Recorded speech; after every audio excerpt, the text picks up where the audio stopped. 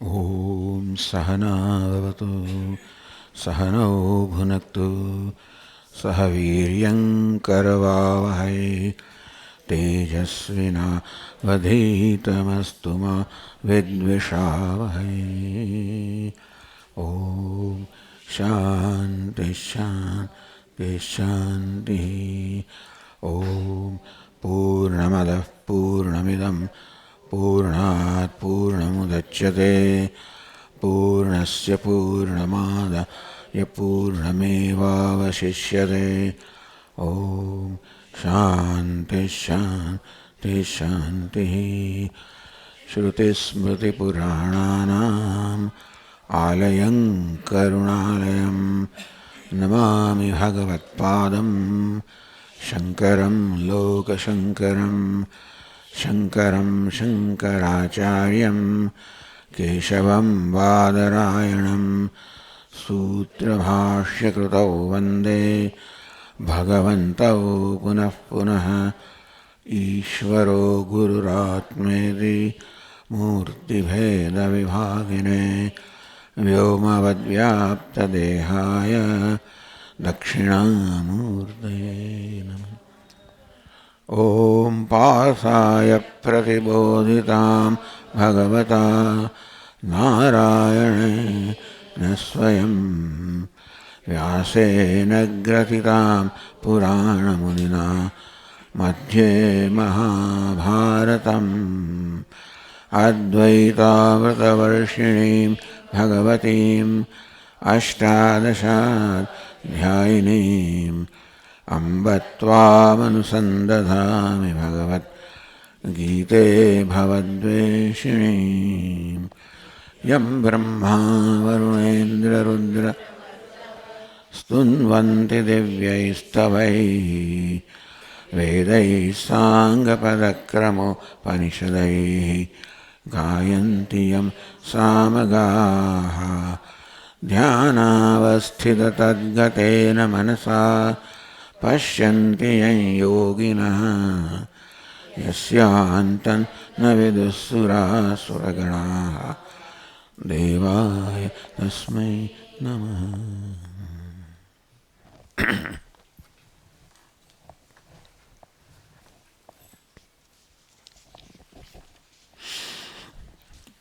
सड़त्रिस्मा श्लोक में अर्जुन उवाच अयति श्रद्धयोपेतः योगाच्चलितमानसः अप्राप्य योगसंसिद्धिं कां गतिं कृष्ण गच्छति।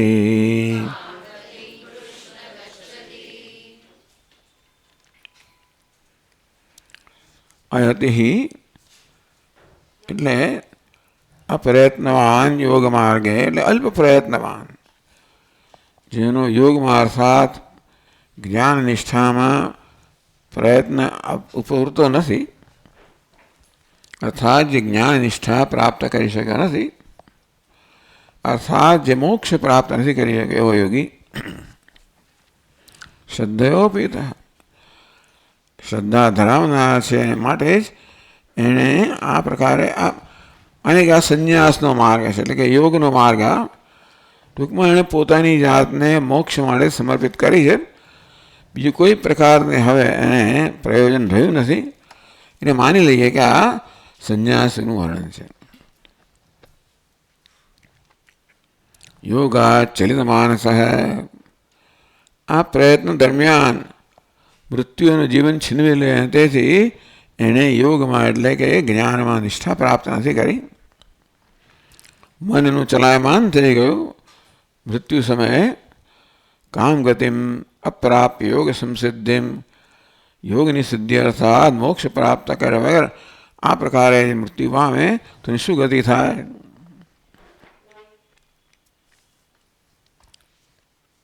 ગમ્ય તે ઇતિ ગતિ પુરુષાર્થ કામ ગતિમ કૃષ્ણ ગચ્છતિ. हे कृष्ण कई गति ने प्राप्त करे से अर्थ करा में गति એટલે પુરુષાર્થ ગમ્ય તે ગતિ એટલે કર્મ અહીંયા કર્મ સમાસ કર્યો. ગમે તે પ્રાપ્ત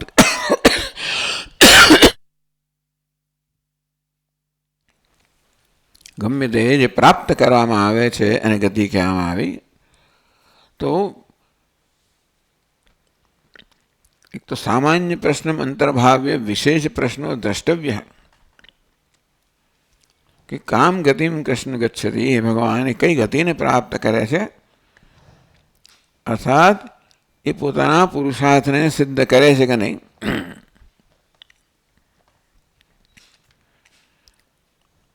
પછી હવે પોતે પ્રશ્નમાં એવા વિવરણોથી એ પ્રશ્ન છે એનું જ બરાબર વિવરણ કરે છે.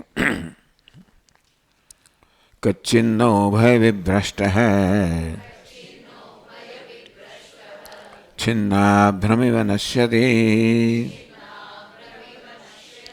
અપ્રતિષ્ઠો મહાબાહો વિમૂઢો બ્રહ્મણઃ પથિ.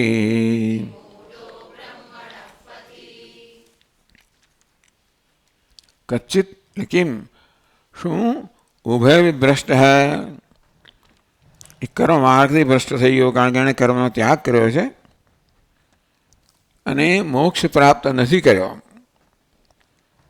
કર્મનો આશ્રય છોડી દીધો છે, મોક્ષ વિધેય પ્રાપ્ત કરી શક્યો નથી. એટલે ઉભય ભ્રષ્ટ. તો છિન્ના ભ્રમિવ નશ્યતિ, વાદળ જેવી રીતે એક સમૂહને છોડીને બીજા સમૂહને પ્રાપ્ત કરવા માટે દોડતું હોય, વચ્ચે જ એ વાદળ પવનને કારણે ભ્રષ્ટ થઈ જાય તો એનું શું થાય? અપ્રતિષ્ઠો મહાબાહો વિમૂઢો બ્રહ્મણસ્પતિ. હે મહાબાહુ, અપ્રતિષ્ઠ, જે પોતાના ધ્યેયમાં પ્રતિષ્ઠિત થયો નથી, બ્રહ્મણસ્પતિ વિમૂઢ, અને બ્રહ્મના માર્ગથી વિમૂઢ થઈ ગયો છે, એની શું ગતિ થાય છે? તો ભાષ્યકાર કહે છે કચ્ચિત કિમ ન ઉભય વિભ્રષ્ટ કર્મ માર્ગાત યોગ માર્ગાત વિભ્રષ્ટ છિન્નાભ્રમિવ છિન્ન અભ્રમિવ નશ્યતિ કિમ વા ન નશ્યતિ इति. તો કચ્ચિત, અર્જુન કચ્ચિત એટલે અહીંયા એનો અર્થ કર્યો કિમ શું, ન ઉભય વિભ્રષ્ટ છિન્ન અભ્રમ એવ નશ્યતિ. અભ્ર એટલે વાદળ. તો ઉભય વિભ્રષ્ટ કર્મ માર્ગાદ યોગ માર્ગાદ છે વિભ્રષ્ટ. કર્મનો ત્યાગ કર્યો માટે કર્મ માર્ગથી વિભ્રષ્ટ થઈ ગયો, એટલે કે કર્મ કરવાને કારણે લાભ મળવો જોઈએ, લાભથી વંચિત રહી ગયો. યોગ માર્ગ, યોગ અર્થાત જ્ઞાન નિષ્ઠાનો માર્ગ એને પસંદ કર્યો, એને પ્રાપ્ત ન કરી શક્યો તો હજી એ લાભ પણ ન મળે. કર્મ માર્ગાદ યોગ માર્ગાદ છે વિભ્રષ્ટ. કર્મ માર્ગ જેણે ત્યાગ કર્યો, યોગ માર્ગ એ પ્રાપ્ત કરી શક્યો નથી, બંનેથી ભ્રષ્ટ થઈ ગયેલો, ચ્યુત થઈ ગયેલો. છિન્નમ અભ્રમ એવ નશ્યતિ. છિન્નમ છિન્ન અભ્ર, પેલું છિન્ન ભિન્ન થયેલું વાદળ જે છે એની જેમ શું નષ્ટ થઈ જાય છે. કહ્યું તે પ્રકારે એક નાનકડું વાદળ હોય, વાદળ એક સમૂહને છોડીને બીજા સમૂહને પ્રાપ્ત કરવાનો પ્રયત્ન કરતું હોય અને વચમાં જ પવનના વેગને કારણે છિન્ન ભિન્ન થઈ જાય તો શું એ પ્રકારે નાશ થાય છે એનો? કિંવા ન નશ્યતિ, નાશ પામે છે કે નથી પામતો?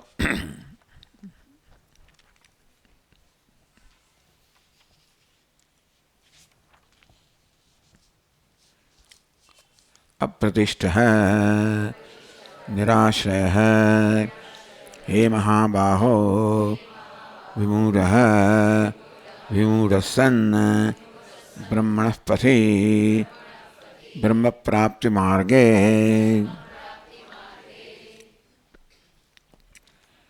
अप्रतिष्ठो ब्रह्मणः पथि ब्रह्मना मार्ग में એટલે બ્રહ્મ પ્રાપ્તિ માર્ગે બ્રહ્મની પ્રાપ્તિ એટલે બ્રહ્મની પ્રાપ્તિ રૂપે ધ્યેયથી ને પ્રાપ્ત કરી શક્યો નથી.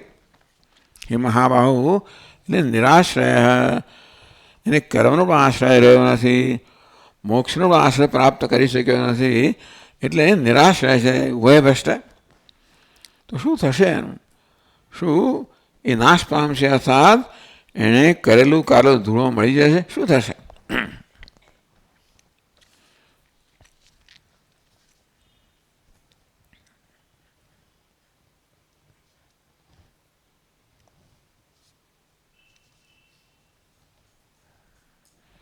એટલે આ આશંકા કોને માટે છે?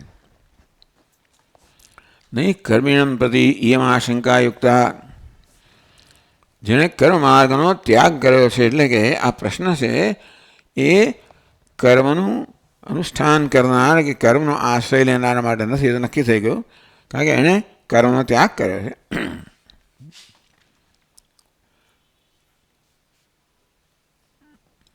યુક્તાભિલાષમ ત્યક્ત્વા ઈશ્વરે સમર્પ્ય સર્વ, એટલે ટૂંકમાં કર્મ માર્ગ એટલે ઈશ્વરને સર્વકર્મ સમર્પિત થયું હોય તો પછી એમાં ભ્રંશ થવાનો પ્રશ્ન એટલા માટે નથી કે કર્મ કરો એટલે એનું ફળ મળવાનું જ છે. સર્વકર્મ સંન્યાસનસ્તુ, તો આ પ્રશ્ન સર્વકર્મનો સંન્યાસ કર્યો છે એને માટે છે. વિહિતાનામ ત્યાગાત, આ સાધકે બધા વિહિત કર્મનો ત્યાગ કર્યો છે. તો સંન્યાસ એટલે જે આપણી ફરજો છે બધાનો ત્યાગ. જ્ઞાનોપાયાત છે વિઉચ્ય વિચ્યુતે, અને જ્ઞાનનો જે ઉપાય કહો કે જ્ઞાનનો જે ધ્યેય છે પ્રાપ્ત કરી શક્યો નથી. એટલે આ શંકા યુક્ત છે, યોગ્ય છે. અર્જુનના મનમાં આ શંકા જન્મી છે. કેમ આવી શંકા જન્મે છે? તો કે આ શંકા સંન્યાસી માટે છે જેણે કર્મ માર્ગનો ત્યાગ કર્યો છે, જે યોગમાં નિષ્ઠા પ્રાપ્ત કરવાનો પ્રયત્ન કરી રહ્યો છે, પરંતુ જે પોતાનો ધ્યેય સિદ્ધ કરી શક્યો નથી. વચમાં જ મેં કહ્યું તે પ્રકારે મૃત્યુને કારણે એનો આ સાધના અધૂરી થઈ ગઈ. તો એનું શું થશે?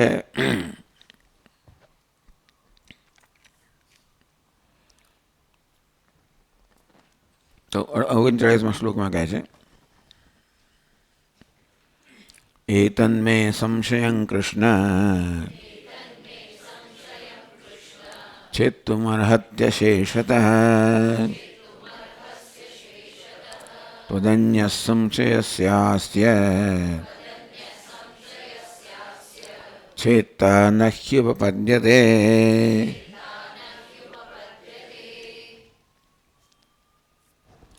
હે કૃષ્ણ, મારો આ સંશય છે, એ સંશયને આપે છેદવો જોઈએ, દૂર કરી દેવો જોઈએ.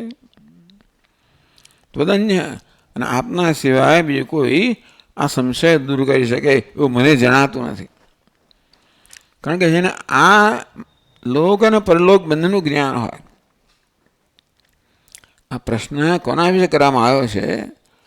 કે જેણે કર્મનો માર્ગ છોડી દીધો છે અને જેની સાધના અધૂરી છે મૃત્યુને કારણે, અને જે જ્ઞાનનું ધ્યેય પામી શક્યો નથી. એટલે જેને આલોક અને પરલોક બંનેનું જ્ઞાન હોય, એ તો ભગવાન જ હોય ને. ગમે તો મહાપુરુષ હોય અને આ લોકનું જ્ઞાન હોય, પરંતુ પરલોકનું જ્ઞાન ન હોય. એટલા માટે હે ભગવાન, આપે જ આ સંશયનું છેદન કરવું જોઈએ. અર્હતિ, આપ જ એના માટે યોગ્ય છે. ત્વદન્ય, આપના સિવાય બી કોઈ આ સંશયનો છેદે એવું નહીં ઉપપદ્યતે, એ કોઈ રીતે તર્કયુક્ત નથી. ભાષ્યકાર એ જ કહે છે,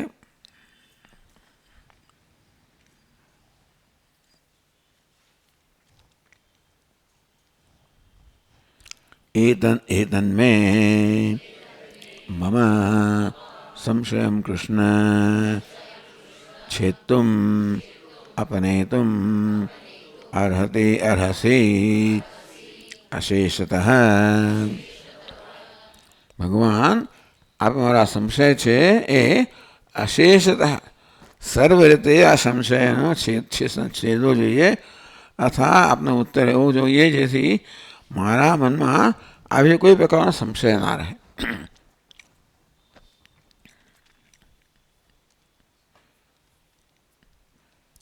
ત્વદન્યઃ ત્વત્તઃ અન્યઃ ઋષિઃ દેવો વા છેત્તા નાશયિતા સંશયસ્ય નહીં યસ્માत् ઉપદ્યતે ન સંભવતિ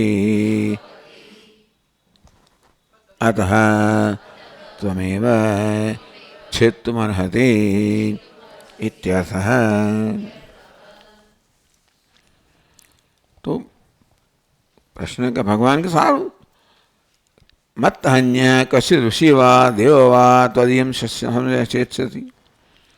ભગવાન કે ભાઈ મને જ એકલાને પૂછવાની શું જરૂર છે? મારા સિવાય અન્ય કોઈ દેવ હોય કે ઋષિ હોય જેને પણ આ પૂછી શકાય ને. એટલે અર્જુન કહે છે ત્વદન્ય ત્વત્તઃ અન્ય.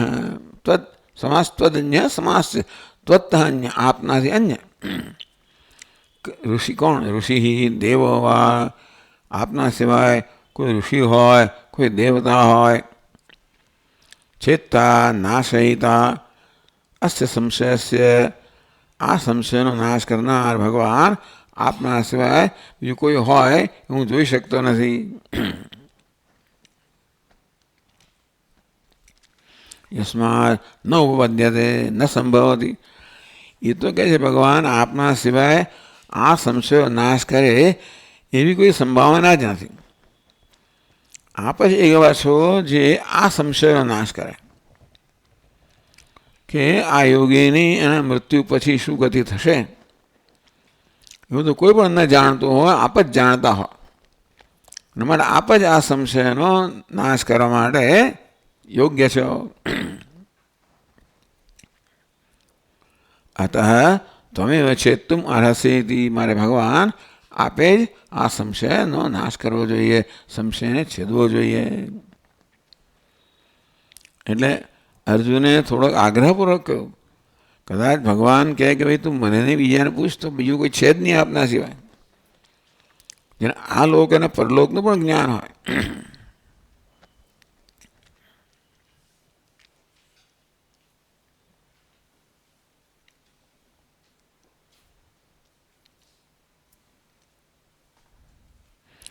યોગિનઃ નાશ આશંકામ પરિહરન ઉત્તરમાહ. તો ભગવાન અર્જુનને ખાતરી આપવા માંગે છે કે યોગીનો કોઈ રીતે નાશ થતો નથી. એ પ્રકારે નાશની આશંકા દૂર કરતા ભગવાન ઉત્તર આપે છે. શ્રી ભગવાન ઉવાચ પાર્થ નૈવેહ નામુત્ર વિનાશસ્તસ્ય વિદ્યતે નહિ કલ્યાણકૃત કશ્ચિત દુર્ગતિમ तात ગચ્છતિ.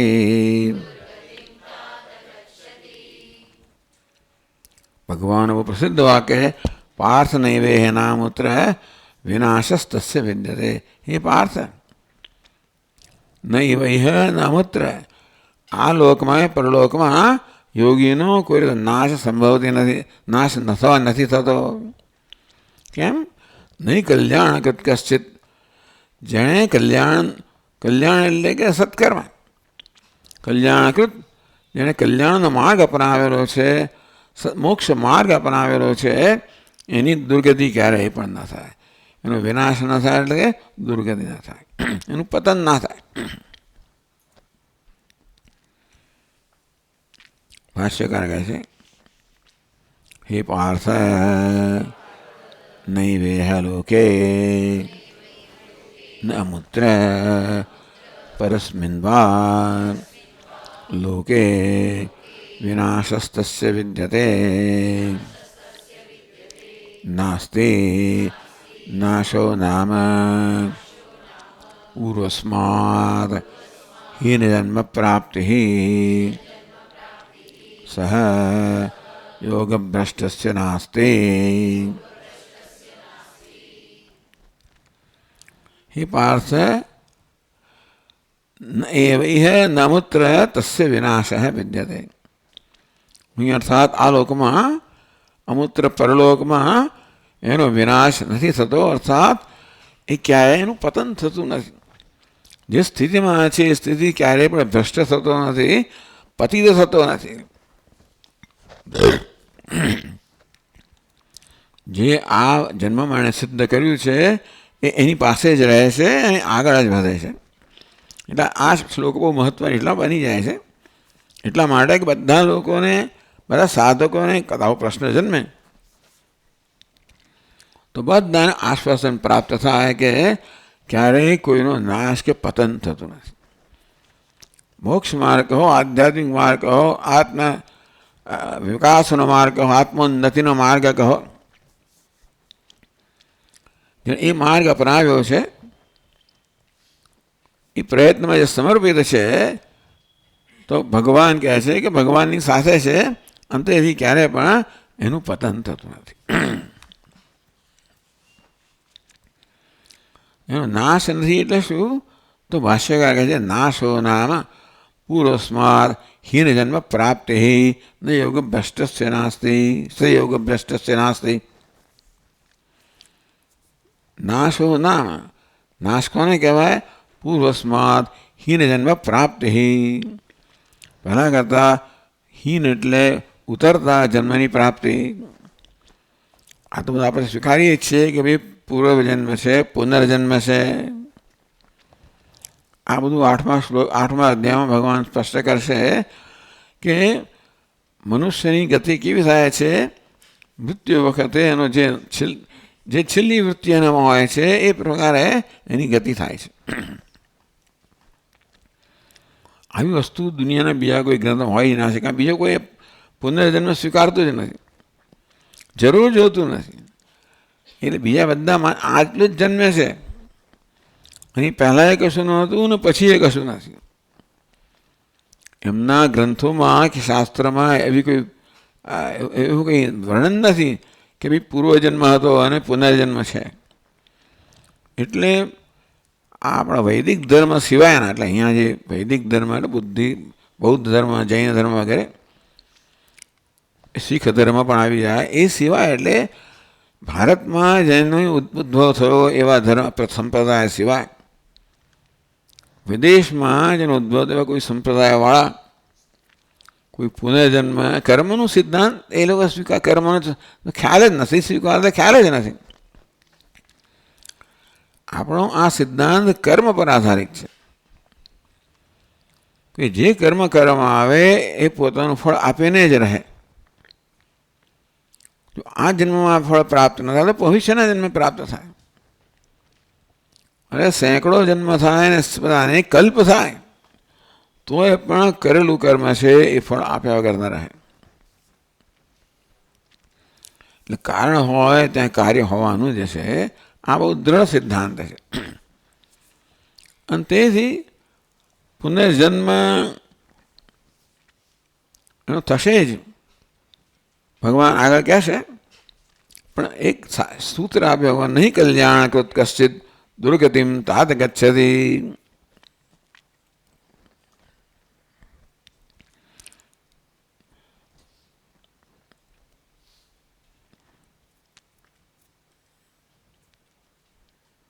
તો ભાષ્ય કે યસ્માત કલ્યાણકૃત શુભકૃત, કલ્યાણકૃત કલ્યાણ કરનારો, શુભ કરનારો. તો કહે છે શુભ એટલે શું? શ્રદ્ધા ઇન્દ્રિય સંયમાદેહ સામ્યકૃત શ્રવણાદેશ ભાવાદ ઉપન્નમ શુભકૃત્વમ. શ્રદ્ધા, ઇન્દ્રિય સંયમાદિ વગેરે એટલે અને શ્રવણ વગેરે પણ શાસ્ત્રનું, આ બધું જેણે જીવનમાં આ બધાની આરાધના કરી છે, આ સાધન જે કરેલું છે, શ્રદ્ધા ધરાવે છે, ઇન્દ્રિય સંયમ ધરાવે છે, શાસ્ત્રનું શ્રવણ પણ કરેલું છે, તો આ અનેક શુભ કહે છે. કલ્યાણકૃત કહો, શુભકૃત કહો. એટલે શ્રદ્ધા ધરાવે, ઇન્દ્રિય સંયમ ધરાવે અને કહું છું વેદાંતનો સાધક ન પણ હોય, એટલે ધારો કે દ્વૈત માર્ગનો એનું અનુસરણ કરનાર હોય, કોઈ પણ માર્ગ હોય,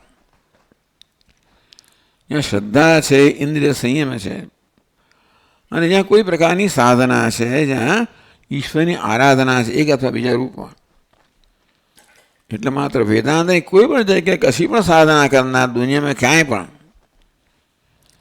પછી એ હિન્દુ ધર્મ હોય કે અન્ય ધર્મ હોય તો પણ આ પ્રકારો જે ધર્મનિષ્ઠ માણસ છે, શ્રદ્ધા ઇન્દ્રિય સંયમ ધરાવનારો છે,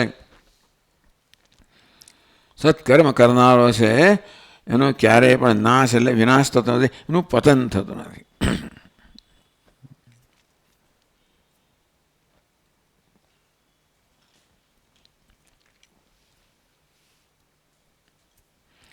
દુર્ગતિમ કુત્સિતામ ગતિમ, એટલે દુર્ગતિ ઉત્તરથી ગતિ, કુત્સિત એટલે જે નિંદા યોગ્ય છે, કોઈ નિંદનીય ગતિને પ્રાપ્ત કરતો નથી. હે તાત તનોતિ આત્માનમ પુત્રરૂપેણ ઇતિ પિતા તાત ઉચ્યતે, પિતા એવ પુત્ર ઇતિ પુત્રોપી તાત ઉચ્યતે, શિષ્યોપી પુત્રતુલ્ય ઉચ્યતે. ભગવાન નહીં કલ્યાણ કે દુર્ગતિમ તાત ગચ્છતિ, આમ તાત તો પિતાના માટે કહેવાય. તનોતી આત્માનમ, આ તાત શબ્દનો પિતા હસ્તે કેમ થાય છે એ ભાષ્યકાર સમજાવે છે. આત્માનમ પુત્ર રૂપેણ તનોતી, પોતાના આત્મા પોતાને પુત્રના રૂપમાં જે વિસ્તૃત વિસ્તારે છે, પોતે જ પુત્ર રૂપે અવતારે છે એમ કહેવાય, પોતે જ પુત્ર બની જાય છે. અંતેથી પિતાને તાત કહેવામાં આવે, પિતા જ પુત્ર બની જાય છે. તો ચાલો પુત્રો બી તાત હૈ, પિતા એવ પુત્ર હૈ, તો પુત્રો બી તાત, પિતા જ પુત્ર છે. આમ તો તાત પિતાને કહેવાય, પણ પિતા જ પુત્ર બની જતા હોય છે, પણ પુત્રને તાત કહી શકાય. એ રીતે નહીં કલ્યાણ કે દુર્ગતિમ તાત, હે પુત્ર, હે શિષ્ય, શિષ્યો બી પુત્રવત તાત પુત્ર ઉચ્યતે, શિષ્ય પુત્ર તુલ્ય જ છે. શિષ્યને તાત કહી શકાય, પુત્રને તાત કહી શકાય.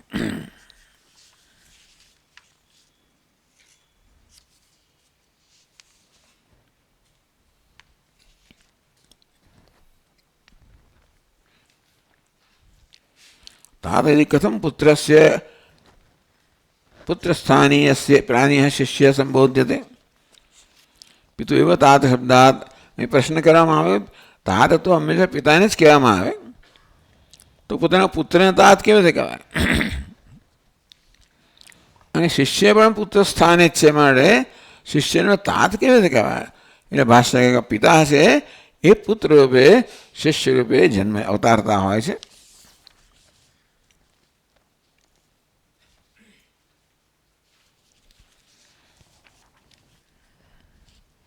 તાત ન ગચ્છતિ, તાત ગચ્છતિ એટલે એની આગળ ન જોડવું જોઈએ, નહીં ગચ્છતિ. ટૂંકમાં પુત્ર કે તાત ક્યારે પણ હવે દુર્ગતિને પ્રાપ્ત કરતો નથી.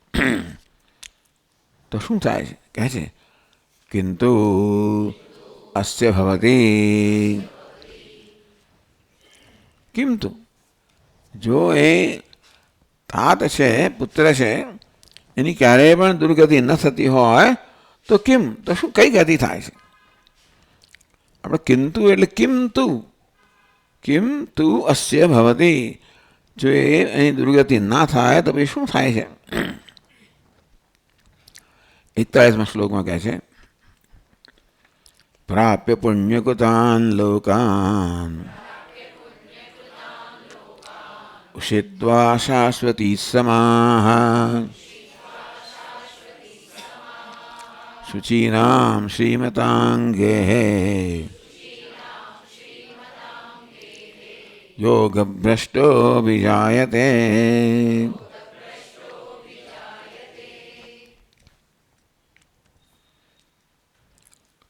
પ્રાપ્ય પુણ્યકૃતાન લોકાન, પુણ્યકૃતામ લોકાન.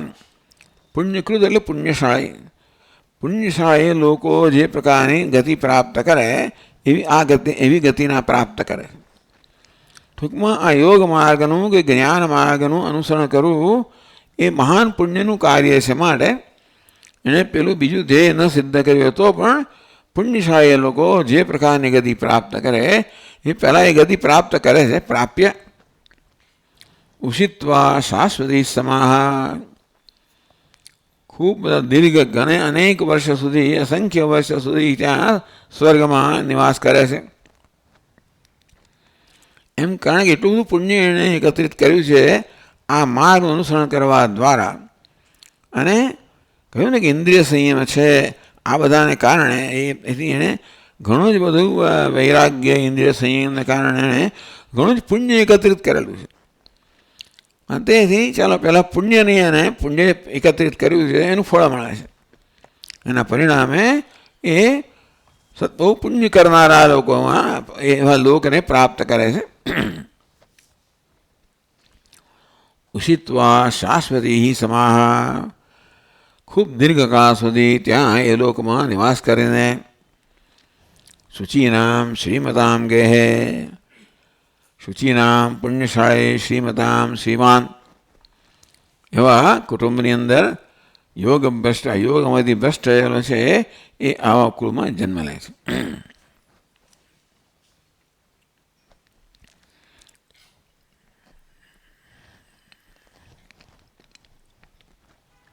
ભાષ્યકાર કહે છે યોગ માર્ગે પ્રવૃત્ત સંન્યાસી સામર્થ્યાદ પ્રાપ્ય ગત્વા પુણ્યકૃતામ અશ્વમેધાદિયાજનામ લોકાન. યોગ માર્ગે પ્રવૃત્ત સંન્યાસી સામર્થ્યાદ એટલે અહીંયાનો આપણે સંદર્ભ જોઈએ તો સંદર્ભથી નક્કી થાય કે આ વસ્તુ સંન્યાસીને લાગુ પડે છે. તો આનંદગીરી પૂછે છે કથમ સંન્યાસી વિશેષ્યતે સામર્થ્યાત. તો સામર્થ્યથી જોઈએ છે આપણે એટલે કે આ હોવું જ જોઈએ. અન્યથા અનુપત્તિ એટલે જો આ પ્રકારે ન હોય તો ન હોય. એટલા માટે કર્મણી વ્યાપૃતસ્ય કર્મિણ યોગમાર્ગ પ્રવૃત્તિ અનુપત્તે તત્પ્રવૃત્તોપી ફલાભિલાષ વિકલસ્ય ઈશ્વરે સમર્પિત સ્વરકર્મણ. એટલે બહુ લાંબુ કર્મણી વ્યાપૃતસ્ય કર્મિણ. કર્મ કરવામાં જે પ્રવૃત્ત છે યોગ માર્ગ પ્રવૃત્તિ અનુપત્તિ છે. તો જે કર્મમાં પ્રવૃત્ત છે એને તો યોગ માર્ગ છે. એટલે આ સંન્યાસી છે એવું આવે શા પરથી કહ્યું? ભાષ્યકારે અર્થ કે યોગ માર્ગે પ્રવૃત્ત સંન્યાસી સામર્થ્યાદ એટલે કે આ કોન્ટેક્સ્ટથી ટૂંકમાં આ સંદર્ભથી આપણે નક્કી કરી શકીએ છીએ કે આ સંન્યાસ હોવો જોઈએ. તો કહે છે આનંદગીરી કર્મણી વ્યાપૃતસ્ય કર્મિણ. કર્મમાં એટલે વિહિત કર્મમાં પ્રવૃત્ત થયેલો જે આ કર્મી છે યોગ માર્ગ પ્રવૃત્તિ અનુપત્તે હે. એક કર્મી હોય યોગ માર્ગમાં એની પ્રવૃત્તિ ના હોય તત્પ્રવૃત્ત બી કદાચ આવો કર્મી હોય યોગમાં પ્રવૃત્ત થાય. કર્મી કોને કહેવાય? કર્મ ફળ ઈચ્છનાર. એ કદાચ યોગમાં પ્રવૃત્ત થાય તોય પણ પેલી ઈચ્છા હોવી એનો સ્વભાવ છે. ફલાભિલાષ વિકલસ્ય અંતેથી ફલાભિલાષને કારણે એની એકાગ્રતા રહે એના ધ્યેયમાં. ઈશ્વરે સમર્પિત સર્વકર્મણ તદ્ભ્રંશ આશંકા અનવકાશાત. અંતેથી આશંકા આ કર્મી માટે ન હોય છે કારણ કે જેને બધો ફળનો અભિલાષ છોડીને ઈશ્વરને કર્મ અર્પિત કરતો હોય એના માટે આ શંકા નથી. પણ આ શંકા સંન્યાસી માટે છે કર્મ માર્ગનો લાભ છે એને છોડી દીધો છે અને હજી મોક્ષ માર્ગનો મોક્ષ પ્રાપ્ત થયો નથી.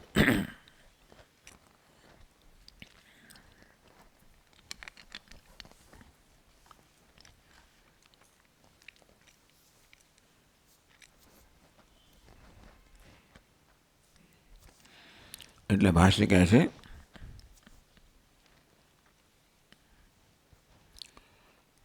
પુણ્યકૃતામ અશ્વમેધાદિ યાજનામ લોકાન ગત્વા. પહેલાં તો એણે ખૂબ બધું પુણ્ય કર્યું છે એવું કહેવાય આ યોગ માર્ગનો આશ્રય લેવાને કારણે. માટે ખૂબ પુણ્ય કરનાર અશ્વમેધ વગેરે એવા મહાન કાર્યો કરનારને જે પ્રકારનું પુણ્ય પ્રાપ્ત થાય અને જે પ્રકારની ગતિ પ્રાપ્ત થાય એને પ્રાપ્ત થાય છે. પછી તત્ર ચ ઉષિત્વા વાસમનુભૂય શાશ્વતી નિત્યાઃ સમાઃ સંવત્સરાઃ. તો અત્યંત પુણ્યશાળી લોકોને પ્રાપ્ત થાય એવા લોકને એટલે એવા ધામને પ્રાપ્ત કરીને તત્ર ઉષિત્વા વાસમ અનુભૂય ત્યાં નિવાસ એને પ્રાપ્ત થાય છે.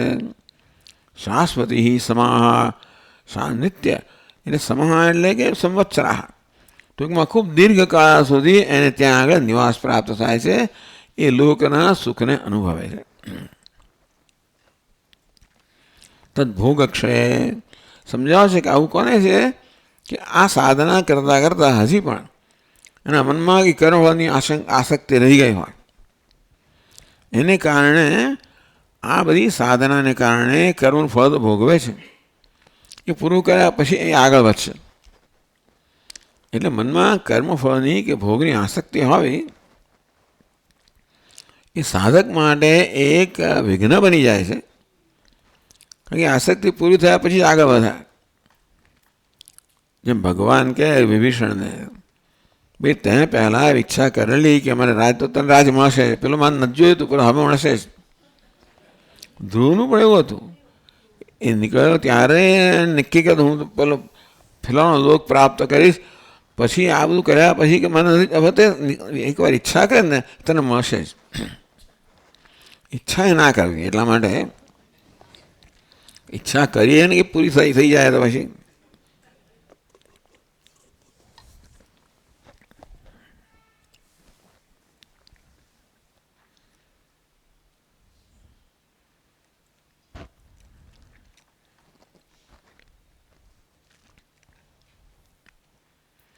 તદ્ભોગક્ષય શુચીનાં યથોક્તકારિણાં શ્રીમતાં વિભૂતિમતાં ગેહે ગૃહે યોગભ્રષ્ટઃ અભિજાયતે.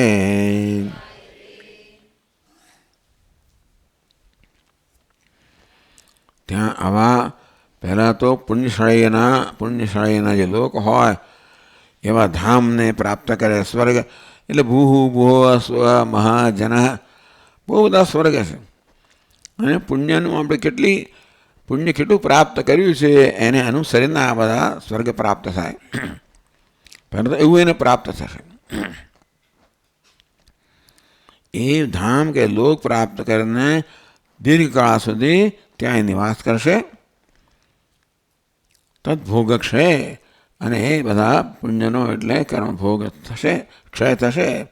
ત્યારે શુચિનામ સૂર્ય પવિત્ર યથોક્ત કારિણામ શાસ્ત્રમાં જે પ્રકારે આદેશ કર્યો છે એ પ્રકારે આચાર કરનાર એવા ઘણા બધા ગૃહસ્થ હોય જે લોકો શ્રદ્ધાવાન હોય અને શાસ્ત્રમાં કહેલા કર્મ કે એની ફરજ હોય બજાવતા છે. કાંઈ શાસ્ત્રમાં કહ્યું છે યથોક્ત કારિણામ શાસ્ત્રમાં જે પ્રકારે કહેવામાં આવ્યું છે એ પ્રકારે કરનારા.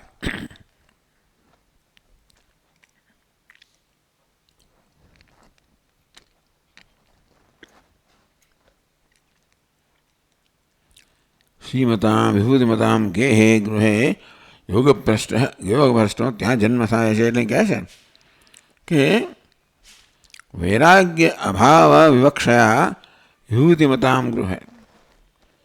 એટલે આમાં વૈરાગ્યનો અભાવ હોય કંઈક પેલાના વિષય ભોગની ઈચ્છા રહી ગઈ હોય એને ધ્યાનમાં લઈને એને આ પ્રકારે પુણ્યશાળી લોકોને પ્રાપ્ત થાય એવી ગતિ પ્રાપ્ત થાય. ત્યાં આગળ એ પ્રકારનું સુખ અનુભવે અને વળી પાછો પોતાની સાધનામાં વળી પાછો પોતાના માર્ગને પ્રાપ્ત કરે.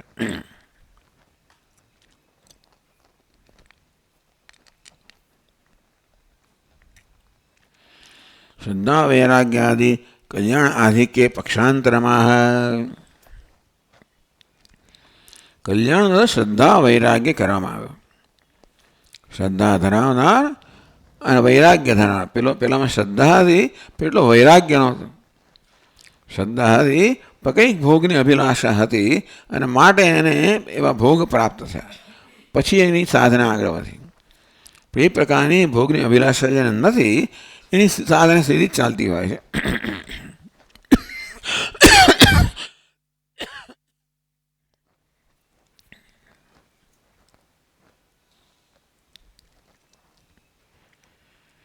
અથવા યોગિનામેવ કુલે ભવતિ ધીમતામ એતદ્ધિ દુર્લભતરમ લોકે જન્મ યદીદૃશમ. અથવા ધીમતામ યોગિનામેવ કુલે ભવતિ જન્મ. નહીતર પછી ધીમતા બુદ્ધિશાળી અને પાછા યોગી એ પ્રકારે એવી જાતની પવિત્રતા ધરાવનારા જે ગૃહસ્થો છે એના કુળમાં એને જન્મ મળે છે. નહીં અથવા યોગીના આવે કુલ. આગળ તો જેનામાં વૈરાગ્યનો અભાવ છે એને આ બધા લોકમાં ગતિ મળે. જે વૈરાગ્યવાન છે તો કોઈ યોગીના કુળમાં જન્મ લે. અને એ તદ્ધિ દુર્લભ હતું. આ જન્મ તો અત્યંત કઠિન છે, દુર્લભ છે એ ભગવાન કહે છે.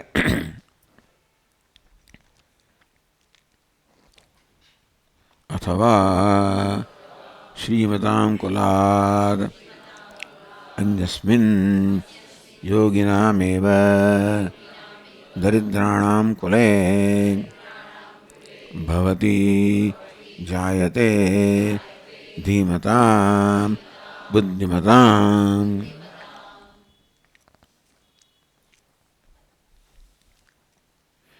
અથવા શ્રીમતામ કુલાદ અન્યસ્મિન. અથવા બીજો પક્ષ આપે છે. આગળ છે એના અથવા બીજો. એટલે શ્રીમતામ કુલાદ અન્યસ્મિન. શ્રીમતામ ગેહે એટલે આગળ કહેવામાં આવે શ્રીમતામ શુચિનામ શ્રીમતામ ગેહે. જો વૈરાગ્યનો અભાવ હોય તો શુચિ અને શ્રીમાન જે હોય એટલે ધનવાન હોય એમાં ગૃહસ્થને આ જન્મ થાય. અથવા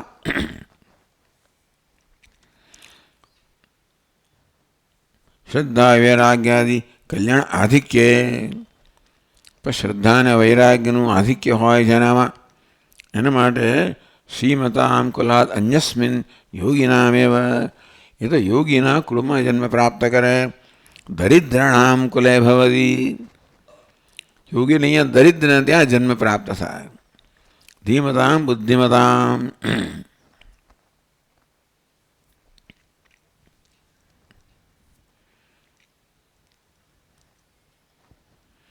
આશ્ચર્ય વાત છે. યદ્યપિ વિભૂતિમતા આપી શુચિનામ ગૃહે આ જન્મ દુઃખ લભ્યમ.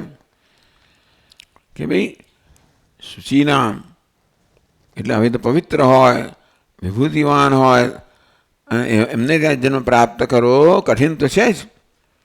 તો પણ આ જે છે યોગીના દરિદ્ર યોગીને ત્યાં જન્મ પ્રાપ્ત કરો વધારે કઠિન છે.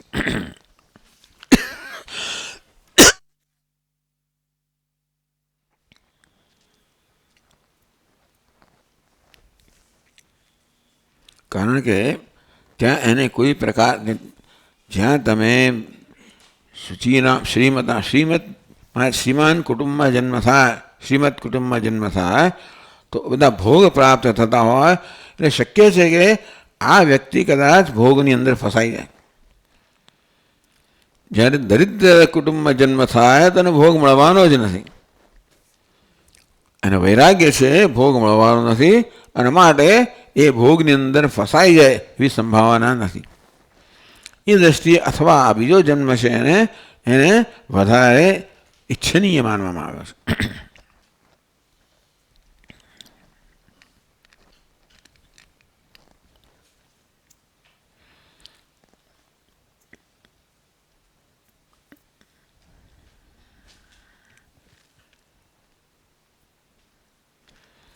બ્રહ્મ વિદ્યાવતામ શુચીનામ દરિદ્રાણામ કુલે. બ્રહ્મ જ્ઞાન ધરાવનારા પવિત્ર અને દરિદ્ર આવા કુટુંબમાં જન્મ મેળવવો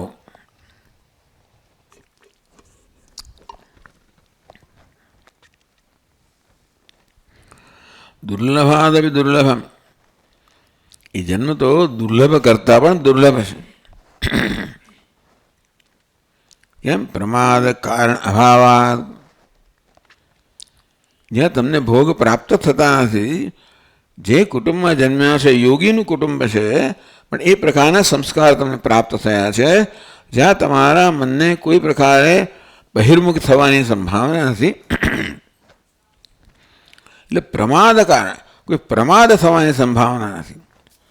તમે તમારા માથે વિચલિત થઈ જાઓ કે પછી ભોગની અંદર તમે આ વિસ્મૃતિ થઈ જાય એ સંભાવના, કારણ કે ભોગ છે નહીં.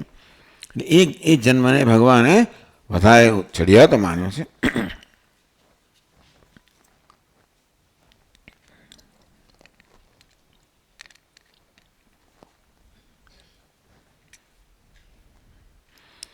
દુર્લભતરમ દુઃખેન લભ્યતરમ. વધારે દુઃખથી એટલે કે વધારે મળવું વધારે કઠિન છે. આ પ્રકારનો જન્મ વધારે કઠિન છે. યથોક્ત વિશેષણ કુલે. દરિદ્ર અને યોગીના કુળમાં જન્મ પ્રાપ્ત કરવો એ તો વધારે કઠિન છે.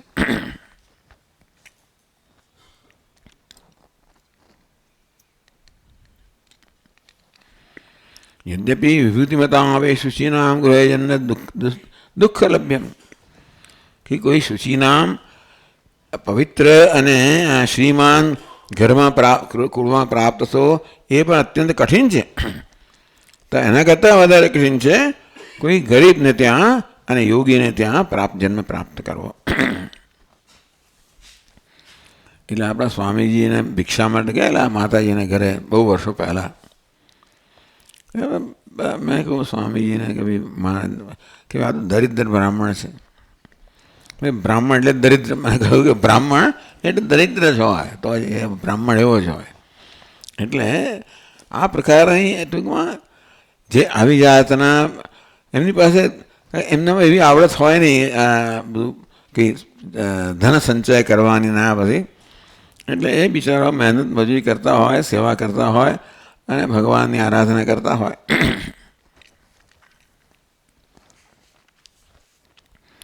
એ સર્વ પ્રમાદ કારણ શૂન્યમ જન્મ. જ્યાં પ્રમાદ એટલે કોઈ પ્રકારની અવિવેક કહો કે કોઈ પ્રકારની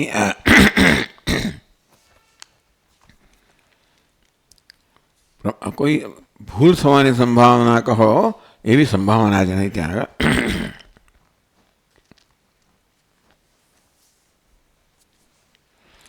ભોગ વાસના શૂન્યત્વેન સર્વકર્મ સંન્યાસ અર્હત્વાત. એટલે કે આ પ્રકારનો જન્મ જ્યાં થાય ત્યાં એ આ સાધક છે એ છેવટે સંન્યાસી થવાનો છે. જે કુળમાંનો જન્મ થયો છે ત્યાં આગળ ભોગ વાસના છે જ નહીં. એટલે પછી એનું મન ક્યાંય ચલાયમાન થવાની સંભાવના જ નથી. અને તેથી સર્વકર્મ સંન્યાસની યોગ્યતા ધરાવે છે.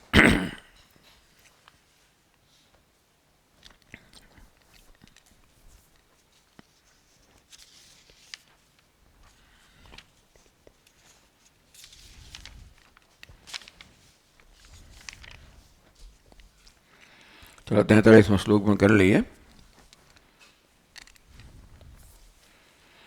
તત્ર તમ બુદ્ધિ સંયોગમ લભતે પૌર્વદેહિકમ યતતે ચ તતો ભૂયઃ સંસિદ્ધૌ કુરુ નંદન.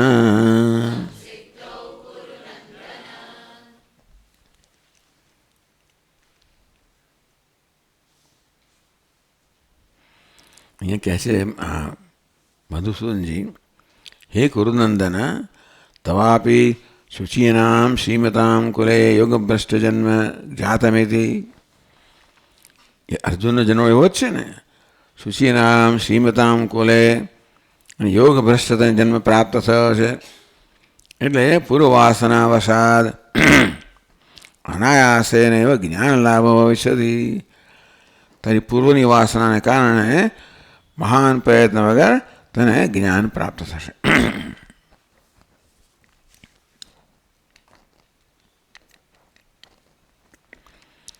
શું છે? તો મહાપ્રભાવસ્ય કુરોહો કુરુનંદન કહ્યું ને, એટલે કુરુને યાદ કર્યા. કોણ કુરુ હતા? તો કે મહાપ્રભાવસ્ય કુરોહો, અત્યંત પ્રભાવશાળી જે કુરુ હતા રાજા, એનું આ કુળ છે. માટે એવા પ્રભાવશાળી કુળમાં તારો જન્મ છે. યોગી અને વૈરાગ્યવાન લોકોનો જન્મ છે.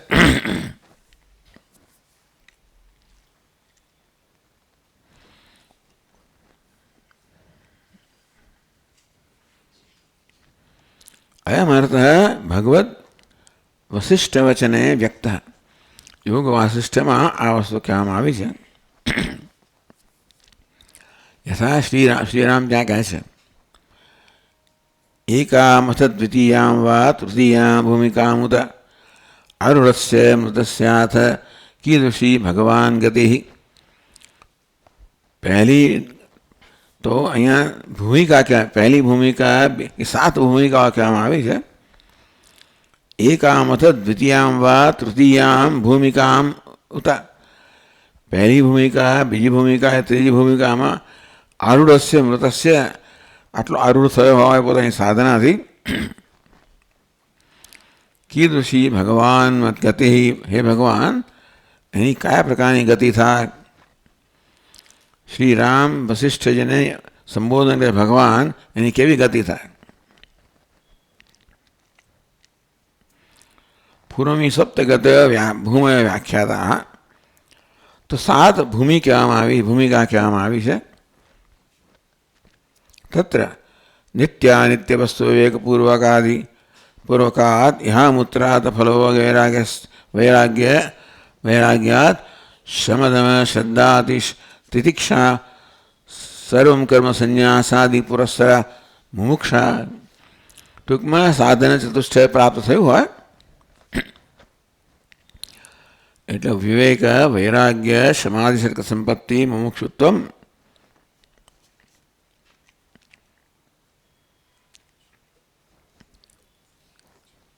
એ સાધન ચતુષ્ટય સંપત્તિને પ્રથમ ભૂમિકા કહેવામાં આવે છે. તથા ગુરુ ઉપસૃત્ય વેદાંત વાક્ય વિચારણાત્મિકા દ્વિતીય ભૂમિકા. પછી તમારામાં એટલે સાધકામાં જ્ઞાનની ઈચ્છા જન્મે, વિવિધ ઈચ્છા જન્મે, એટલે ગુરુને એટલે બધું છોડીને ગુરુ પાસે ગયા હોય. સર્વકર્મ સંન્યાસાદિ પુરસ્સરાત, એટલે બધા કર્મનો સંન્યાસ કરીને ગુરુને તો દ્વિતીય ભૂમિકા શ્રવણ સંપાદિતિ. તો શ્રવણ મનન કરવામાં આવે અને બીજી ભૂમિકા કહેવામાં આવી. તતઃ શ્રવણ મનન પરિનિષ્પન્નસ્ય તત્વજ્ઞાનસ્ય નિર્વિચિકિત્સતા રૂપા તનુમાનસાનામ તૃતીય ભૂમિકા. તો શ્રવણ મનને પરિણામે તત્વજ્ઞાન પ્રાપ્ત થાય અને નિર્વિચિક બધા પ્રકારના સંશયો દૂર થાય. અને તનુમાનસા નામની ત્રીજી ભૂમિકા કહેવામાં આવી. નિધિધ્યાસના સંપત્તિ આવત. નિધિધ્યાસન શ્રવણ મનનની પહેલી ભૂમિકા, બીજી, અને સાધન ચતુષ્ટય પહેલી ભૂમિકા, શ્રવણ મનન બીજી ભૂમિકા, નિધિધ્યાસનની ત્રીજી ભૂમિકા. ચતુર્થા ભૂમિકા તો તત્વ સાક્ષાત્કાર. આ પ્રકારે ટૂંકમાં નિધિધ્યાસન, એમને એવી માન્યતા છે નિધિધ્યાસનના પરિણામે તત્વ સાક્ષાત્કાર પ્રાપ્ત થાય. પંચમ ષષ્ઠ સપ્તમ ભૂમયસ્તુ જીવન મુક્તિ અવાંતર ભેદા. પછી તો જીવન મુક્તિ અવાંતર ભેદ છે. એક પછી જે ચડિયાદી ભૂમિકા છે, પણ ચોથી ભૂમિકામાં મનુષ્ય જીવન મુક્ત થઈ ગયો. 5, 6, 7 છે એ જીવન મુક્તિના વધારે વિકાસ છે.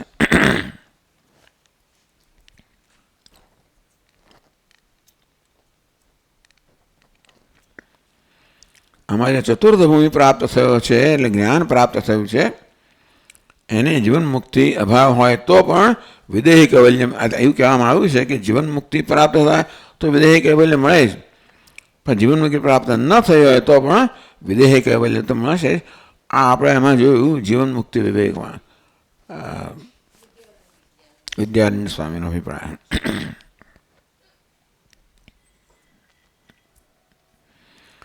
તો ઉત્તર ભૂમિ પ્રાપ્તસ્તુ જીવન મુક્ત, પછી 3 ભૂમિકા પ્રાપ્ત થયો તો જીવન તો હોય ત્યારે મુક્ત હોય, અને તો પછી વિદેહ મુક્તિનો સવાલ જ નથી.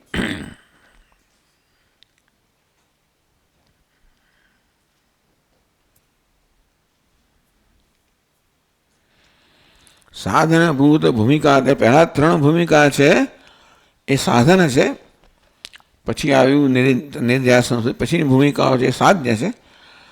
તો પહેલી સાધન રૂપી ભૂમિકાઓ છે, એમણે કર્મનો ત્યાગ કર્યો છે અને જ્ઞાનનો લાભ ન મળ્યો એવો અર્જુનનો પ્રશ્ન છે. એટલે કેવી એની શું ગતિ થાય છે? યોગ માર્ગ ભ્રષ્ટ થયો એટલે આ પહેલી 3 ભૂમિકા પ્રાપ્ત થઈ એટલે કર્મ ત્યાગ કરી દો અને જ્ઞાન નિષ્ઠા પ્રાપ્ત થઈ નથી, અને તો એની શું સ્થિતિ થાય એ પ્રકારનો પ્રશ્ન અહીં કરવામાં આવ્યો.